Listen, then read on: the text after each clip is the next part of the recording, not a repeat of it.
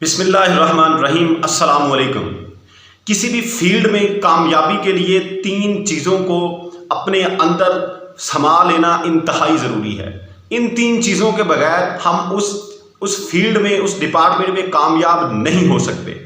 देखें, किसान जो है वो मिट्टी को नरम करता है, खेतों में हल चलाता है और फिर उस ज़मीन के सीने में बीज बोता है। बीज बोने के बाद उसको पानी देता है, उसको अपना वक्त देता है, खादें देता है, अपना सरमाया उस पर लगाता है, वक्त देता है, फिर कहीं जाके उसे ये फल मिलता है। रिवार्ड के अंदर वो फसल तैयार होती है पक के, और फिर वो देखता है कि ये मुझे फ़ायदा दे रही है या नुकसान दे रही है।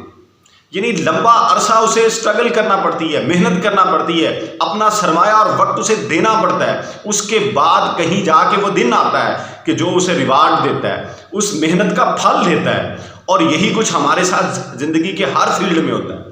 एक तालिब इल्म है, एक बच्चा है, वो एक घर में पैदा होता है तो माँ बाप उसके ऊपर अपना सरमाया खर्च करना शुरू कर देते हैं, वक्त उसे देते हैं, उसे चलना सिखाते हैं, उसे बोलना सिखाते हैं।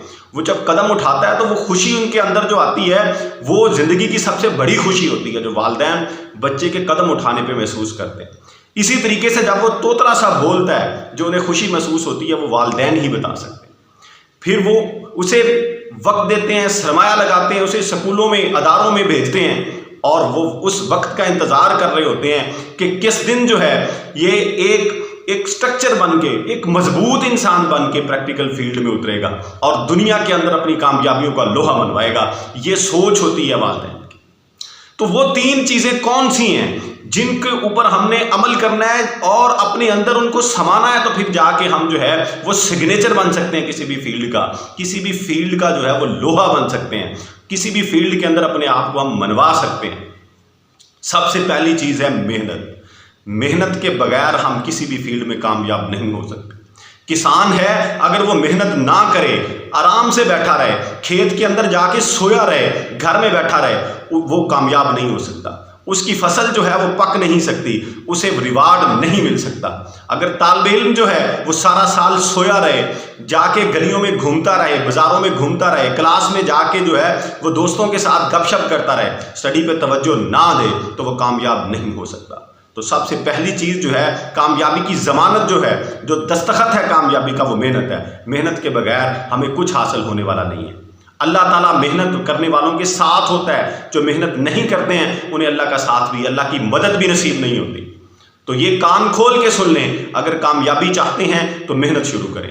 मेहनत के बगैर कामयाबी मिलने वाली नहीं है। कि मेहनत जो है ये एक पहली सीढ़ी है और ये की ऑफ सक्सेस है, इसके बगैर हम कामयाब नहीं हो सकते। और दूसरी चीज़ है सब्र।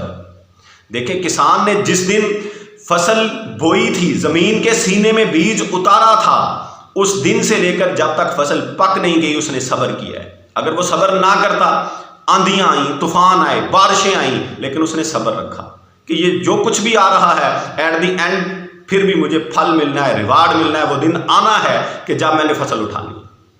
अगर वो सब्र ना करता, जब बारिशें आई, पानी उस फसल के अंदर फरावानी के साथ मौजूद खड़ा था, फसलें डूब रही थी, तो वो फसलें उखाड़ के फेंक देता, लेकिन उसने ऐसा नहीं किया। ये उसका सब्र है। यही वालिदैन करते हैं, हम करते हैं कि हमारे बच्चे जो हैं जब वो किसी फील्ड में जा रहे होते हैं तो उसके अंदर जो है वो कभी कभी ऊंचाइयां और कभी कभी गहराइयां आती रहती हैं, लेकिन वालिदैन सब्र रखते हैं कि दिन आएगा जिस दिन जो है ये मेरा बच्चा जो है ये कामयाब शख्स बनेगा, एक कामयाब बेटी बनेगी।